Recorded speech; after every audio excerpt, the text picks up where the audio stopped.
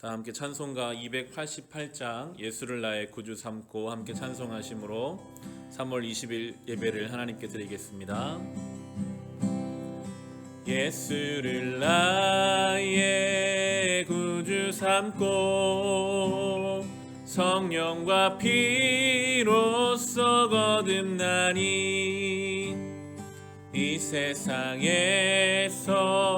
내 영혼이 하늘의 영광 누리도다.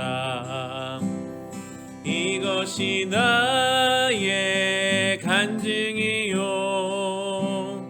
이것이 나의 찬송일세. 나 사는 동안 끊임없이 구주를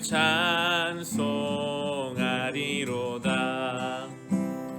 온전히 주께 맡긴 내 영 사랑의 음성을 듣는 중에 천사들 왕래하는 것과 하늘의 영광 보리로다.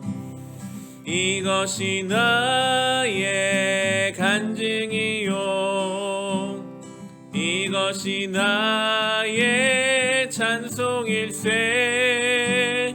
나 사는 동안 끊임없이 구주를 찬송하리로다. 주 안에 기쁨 누림으로 마음의 풍랑이 잔잔하니 세상과 나는 간 곳 없고 구속한 주만 보리로다. 이것이 나의 간증이요 이것이 나의 찬송일세. 나 사는 동안 끊임없이 구주를 찬송하리로.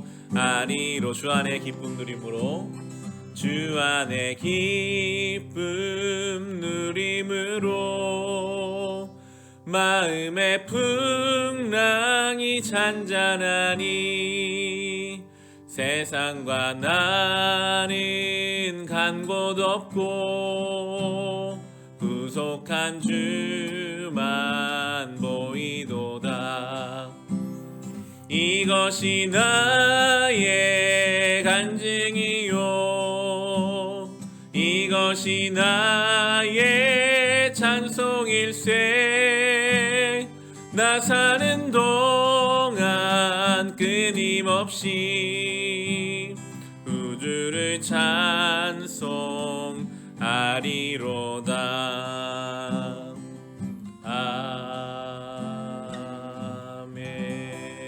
아멘. 이 시간 함께 중보의 기도를 드립시다. 나라 민족을 위해 함께 오늘 기도합시다. 온 나라가 코로나19로 인해 어려움 가운데 있습니다.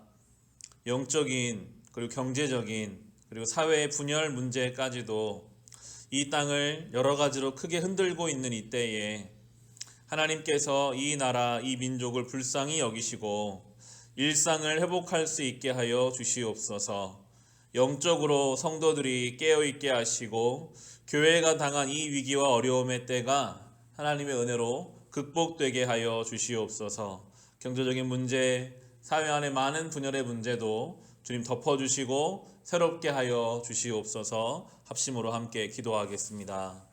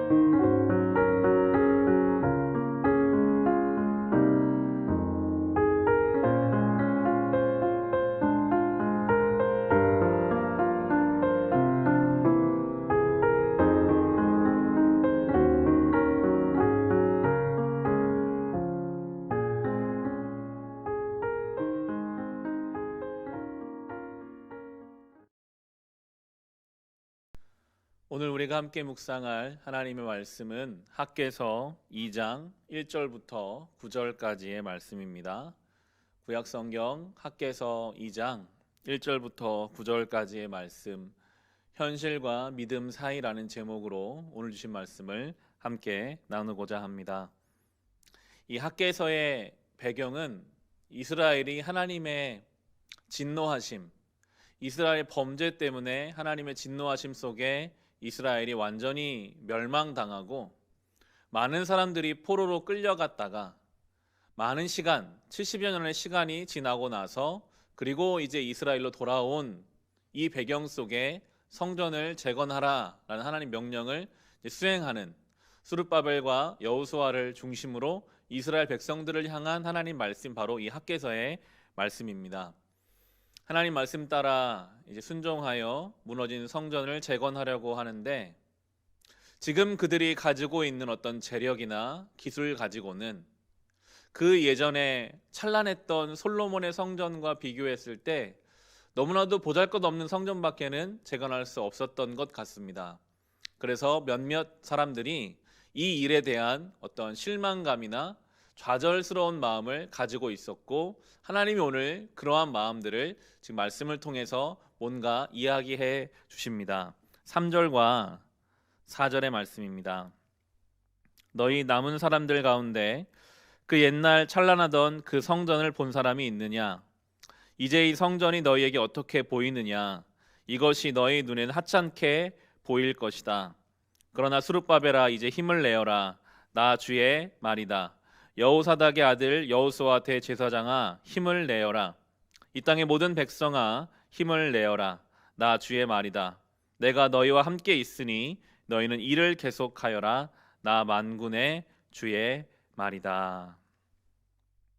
지금 현실은 아무리 열심으로 계획대로 어떤 일을 한다 할지라도 이미 예전에 그 찬란했던 솔로몬의 성전과 비교해 보면 너무나도 초라한 결과물밖에 낼 수 없는, 그래서 뭔가 일을 진행하기도 전에 마음에 실망감이 생길 수밖에 없는 그러한 현실입니다. 그런데 하나님은 말씀하시죠. 힘을 내라. 힘을 내라. 내가 너희와 함께한다. 이 길을 가라. 오늘 말씀의 제목처럼 현실과 믿음 사이에 있는 존재가 바로 성도입니다.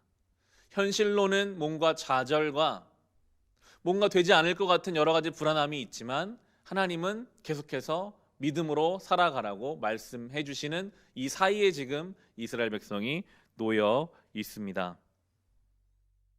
이스라엘 백성이 지금 실망하는 이유는 어떤 이유입니까? 지금 그들이 처해 있는 현실과 가지고 있는 어떤 것, 하는 어떤 일로 자신을 동일시하고 있습니다.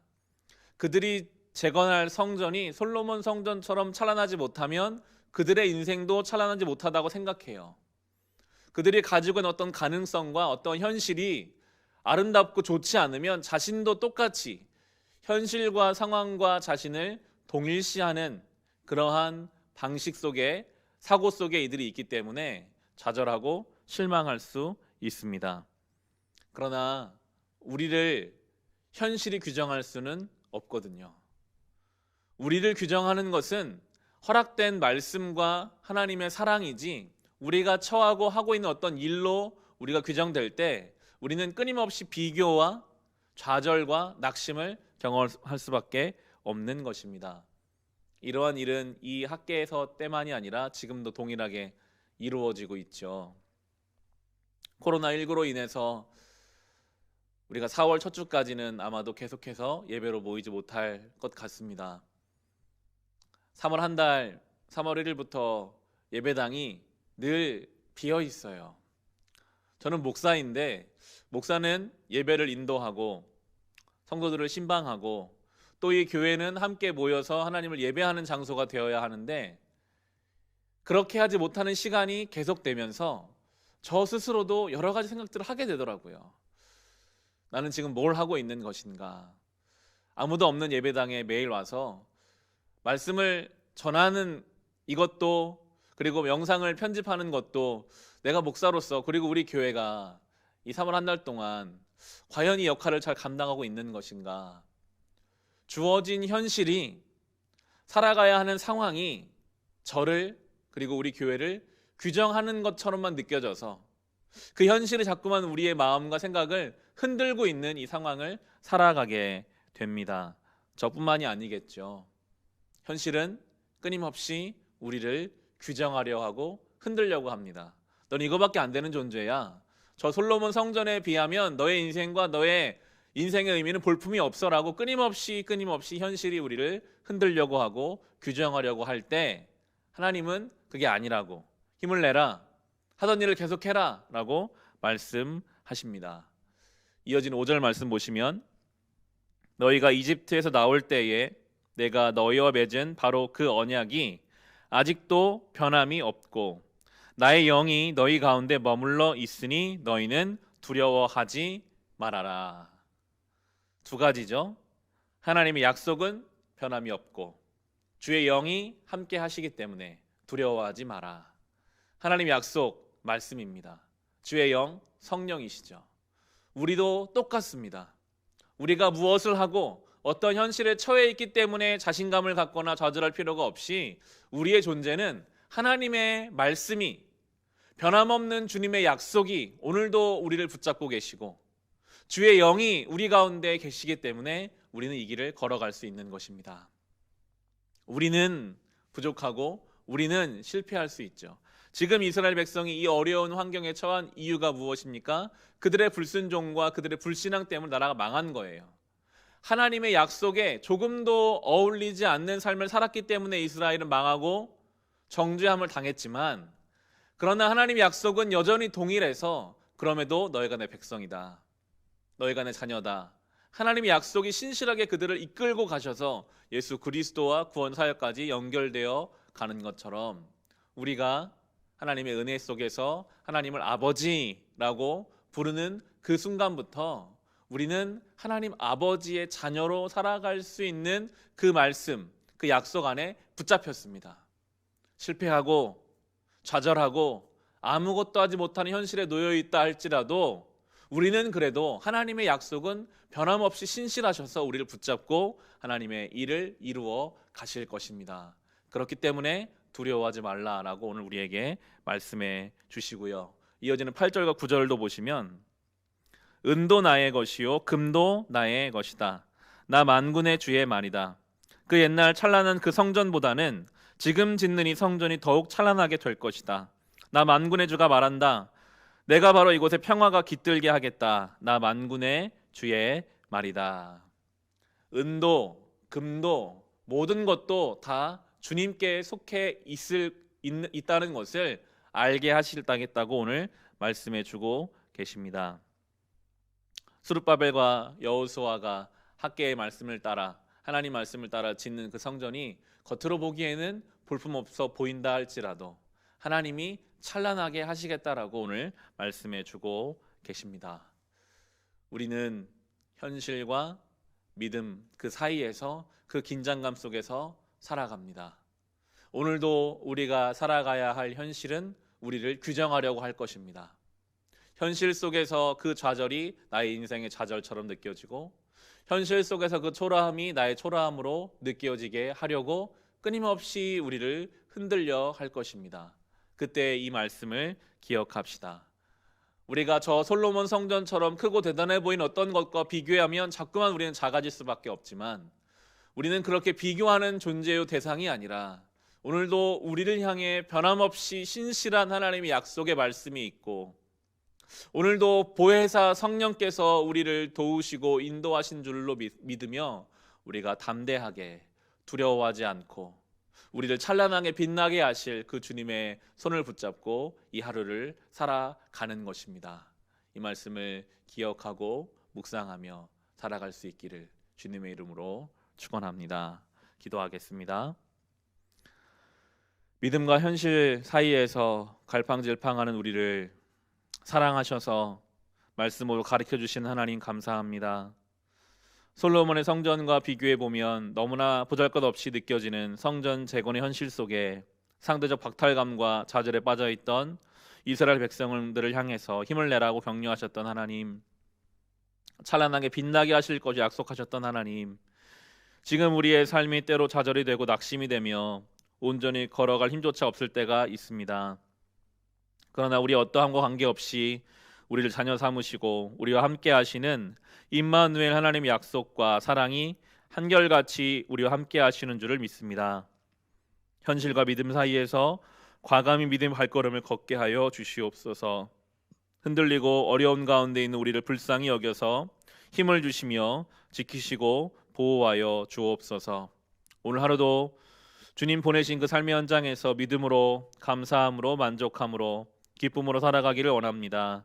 우리의 마음과 생각을 지켜 주시옵소서. 예수님의 이름으로 기도합니다. 아멘.